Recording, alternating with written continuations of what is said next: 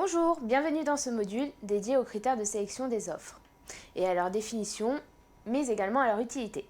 Lorsque vous passez un marché public, vous êtes dans l'obligation juridique de sélectionner les offres en fonction de critères.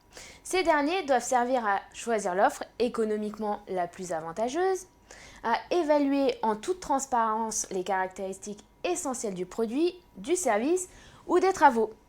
Pour un marché de prestations juridiques, par exemple, vous devez choisir un critère lié aux compétences juridiques du candidat. Les offres des candidats seront en effet départagées et classées sur la base de ces critères.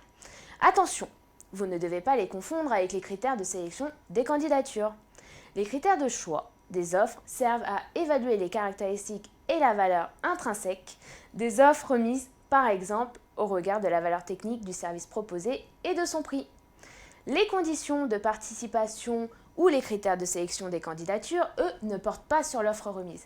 Ils servent à déterminer si les capacités financières, professionnelles et techniques de la société candidate ne sont pas manifestement insuffisantes pour exécuter le marché.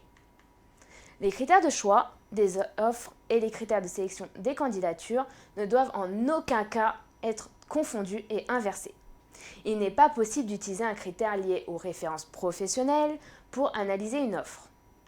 Les critères de sélection des offres doivent en principe être pluriels, sauf exception justifiée. Ils doivent être objectifs, précis, liés à l'objet du marché et garantir une réelle concurrence. S'agissant des critères valeur technique ou développement durable, ils ne sont pas suffisants. Vous devez être précis et indiquer vos attentes. Rappelez-vous, les critères doivent être en lien avec l'objet du marché. Vous ne pouvez donc pas évaluer la taille de l'entreprise, sa politique sociale ou bien encore sa politique générale.